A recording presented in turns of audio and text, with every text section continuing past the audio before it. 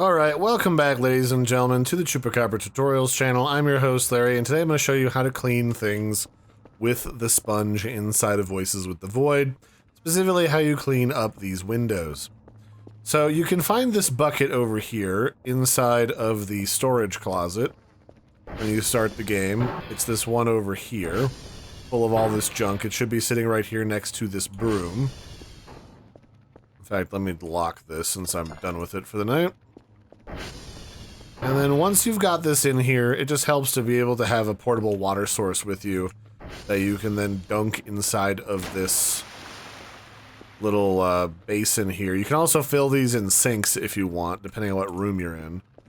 And then from here, you can hold your sponge, walk up to this bucket of water and left click to dip it.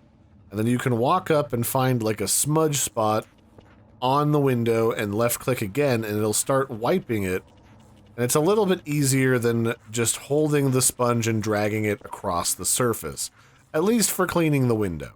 Because one of the things a lot of people will do is they will, where did I just put the sponge? They will have the sponge, they'll grab it with one, and then they'll dip it daintily in the water, and then they'll drag it across here, which you can do. It's just this takes like a bazillion times longer when you're cleaning these windows.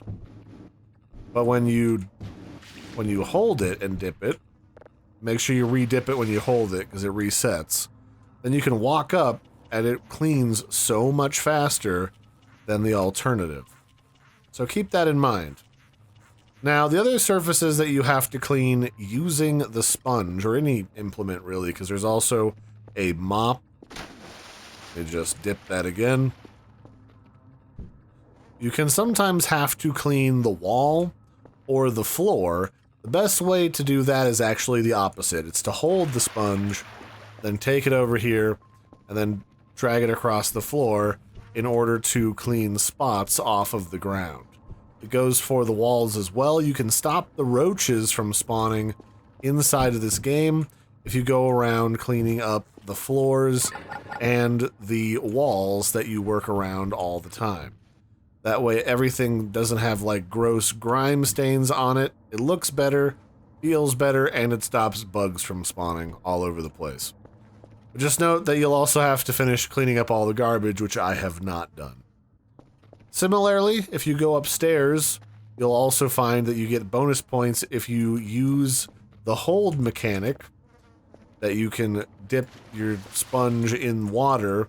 If you do this to the sink and the toilet upstairs and keep them clean, it'll also give you some bonus points that you can use to spend inside of the store in Voices of the Void.